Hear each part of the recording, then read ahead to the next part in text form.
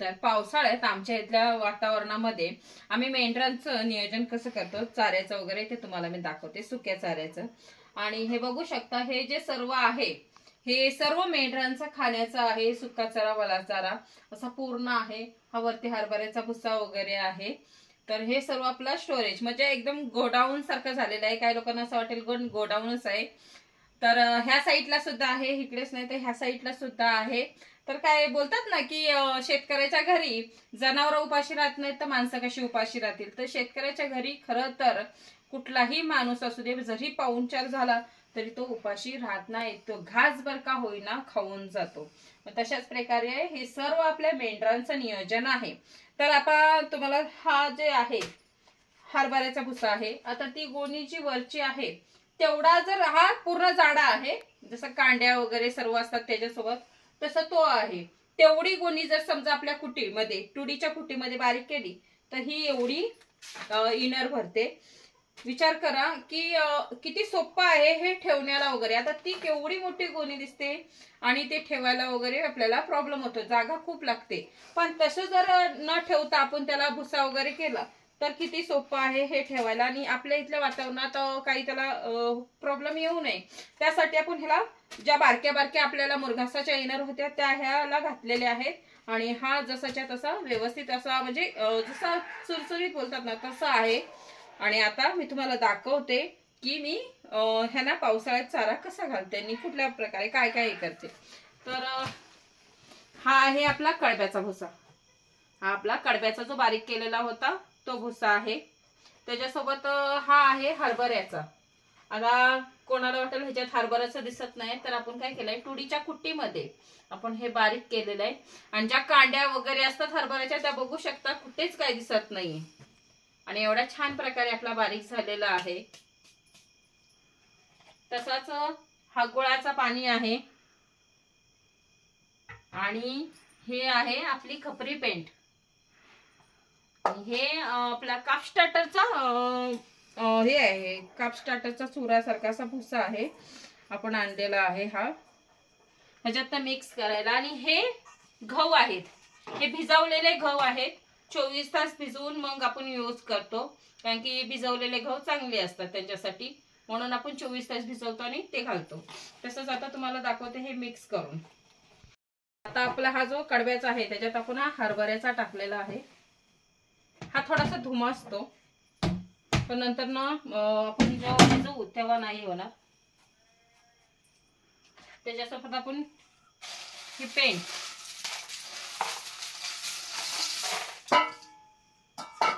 आणि हे जो काप स्टार्टरचा चुरा आहे, हे गहू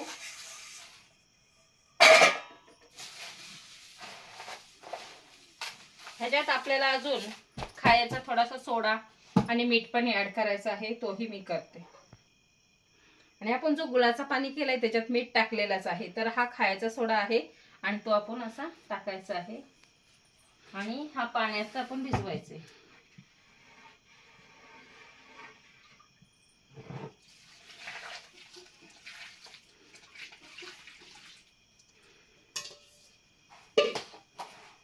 हे असं पूर्ण आपल्याला मिक्स करायचं आहे. तर आता आपण हा मिक्स केलेला आहे आणि जास्त ओलं नाही आपल्याला करायचं आहे. ह्याचा आंबवण वगैरे घालायचं नाहीये.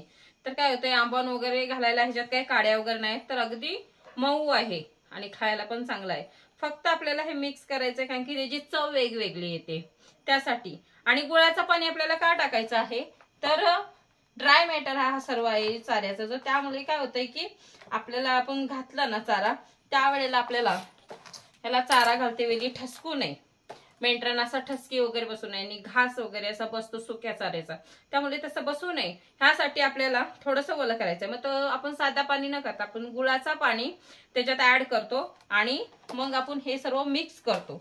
हे मिक्स वगैरे केल्यावर म्हणजे त्यांना खायला पण चांगलं आणि आंबट, जशी हरभऱ्याच्या आंब्याचा आंबट आणि गुळाच्या पाण्याचा गोड, त्याच्यातच आपला जो खुराक टाकलेला आहे त्याची टेस्ट, आणि आपला जो कडबा आहे तो तर गोडच आहे. मग त्याच्यासाठी आता जास्त पण वळं नाही करायचंय. तर बघू शकता आता मी हे दाबल्यावर ही जी मोठी राहत नाहीये तर हा आपोआप असं सुटतोय। मग असं आपल्याला करून त्यांना घालायचं आहे आणि ह्या पावसाळ्यात आम्ही असंच नियोजन करतो ज्याने त्यांना एक चांगला चारा आणि चवीला पण त्यांना आवडेल असं, त्याच्यासोबत ते पाणी पण चांगलं पितील। त्यात आपला हा मिक्स केलेला आहे आणि आता आपण आपल्या मेंढरांना हा घालणार आहे।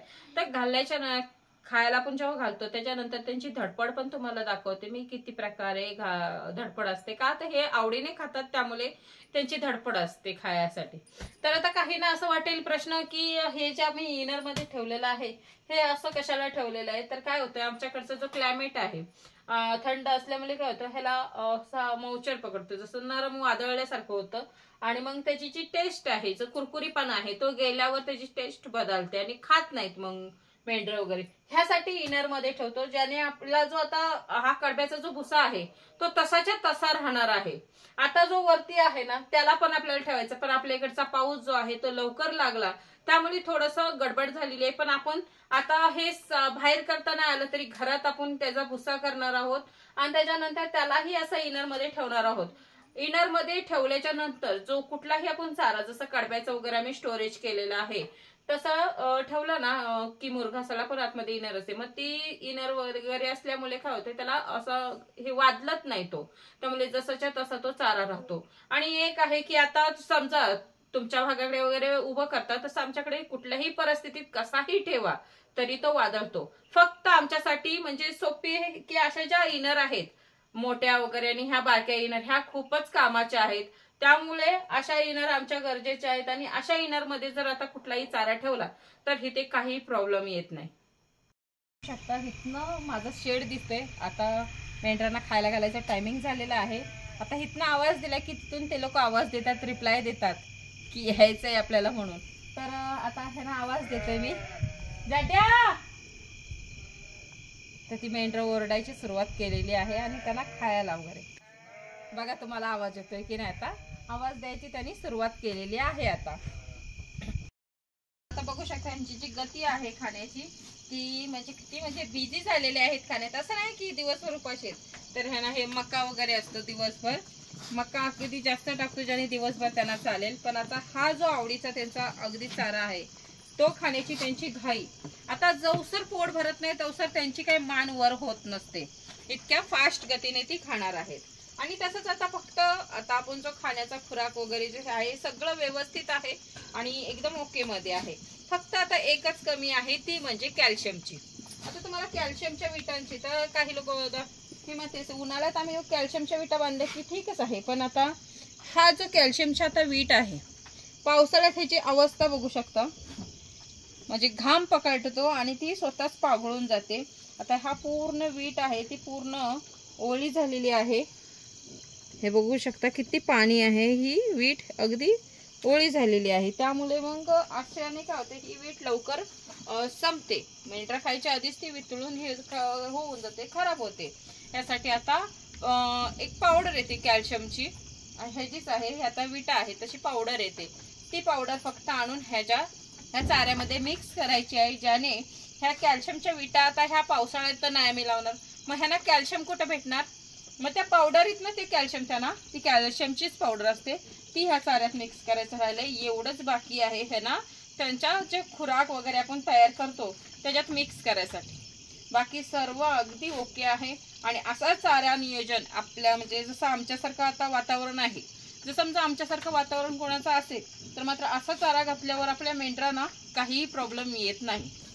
आणि एक आहे की हे ना आवडीचा चारा होतो। आणि आता हा बघू शकता खाण्याची जी गती आहे या गतीमुळे काय होतं, जर समजा आपण सुका चारा फक्त टाकलेला तर कसं होतंय की आपण जेव्हा चटणी करायला जातो त्यावेळेला जेव्हा मिरच्या कुटत असतात तेव्हा त्याचा जी ठसकी असते ते आपल्याला ठसकत असतात।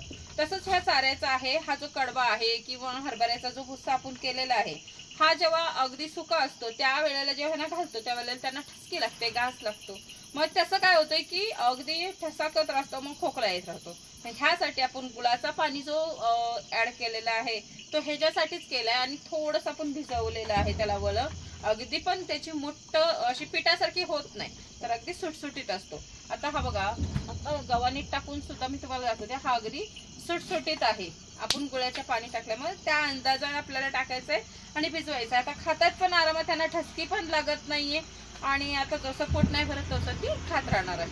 तर काहींना असं वाटेल की फक्त मोठ्यांसाठी येतं, नाही. बघू शकता तिकडे जी बारकी गाय आहे त्यांच्यासाठी तिचा गव्हाणी सेपरेटली आहे, त्याच्यात पण हाच चारा आहे. पण एवढंच आहे की आम्हाला मोठ्यांमध्ये खायचंय का, तर त्यांना काहीतरी वेगळं टाकलं असेल, मग तिथून खाऊन ती आता हिथं आलेली आहे. तिथं थोडंसं टेस्ट करणार, पुन्हा तिथे जाणार. मग बारक्यांसाठी, बारक्या कुकरांसाठी पण हे खूप चांगलं आहे आणि हा चारा नियोजन आमच्या इथल्या वातावरणानुसार एकदम परफेक्टली आहे. आणि हा सर्व नियोजन जो आहे ते आम्हाला योग्य वाटलं, त्यामुळे आम्ही केलेलं आहे. कारण की गेल्या टायमाला आमच्याकडे सोयाबीन पण होता, हरभरा पण होता आणि कडब्याचं आम्हाला माहितच होतं ही खाणार नाही, त्यामुळे आम्ही ती कुट्टी केलेलीच होती. पण जो आम्ही हरभरा वगैरे घातलेला त्याच्या मात्र आपण जेव्हा आणतो चारा त्यावेळेला ही सर्व चारा मात्र खात नाही. 30 ते 40% जो चारा आहे तो वाया जातो. कारण की हरभऱ्याच्या पण कांड्या गेल्या तशाच आणि आपल्या सोयाबीनच्या पण कांड्या तशाच गेल्या, म्हणजे ते अगदी नाच्या बरोबर त्या कचऱ्यात गेल्या. मग ह्यासाठी आपला चारा 100% यूज कसा होईल ह्यासाठी हा नियोजन आहे आणि हा नियोजन खरंच खूप आहे. ह्याच्यात म्हणजे 1% पण वाया जात नाही आणि असा भुसा हा आम्ही स्वतःच करतोय, बाकीच्यांचा तर आपल्याला माहित नाही. पण आपण अगदी म्हणजे नाही बोलला तर चारा हा काही लोक आता विकत पण घेतात. मग आपल्याला चारा जो विकत घेतोय तो वाया जाऊ नये, पैसे आपले वाया जाऊ नये, 100% आपला चारा मेंढरांसाठी भेटावा ह्यासाठी हा परफेक्टली नियोजन आहे. आता हा बघू शकता की तोच चारा आहे, हा बघा तोच चारा आहे आणि त्यांना इथे आहे आणि ती पण बघू शकता किती चांगल्या प्रकारे खात आहे. हा थोडासा त्रास झाला तरी चालेल, पण आपली मेंढरं 100% खातात चारा, ह्याच्यात आपला समाधान आहे.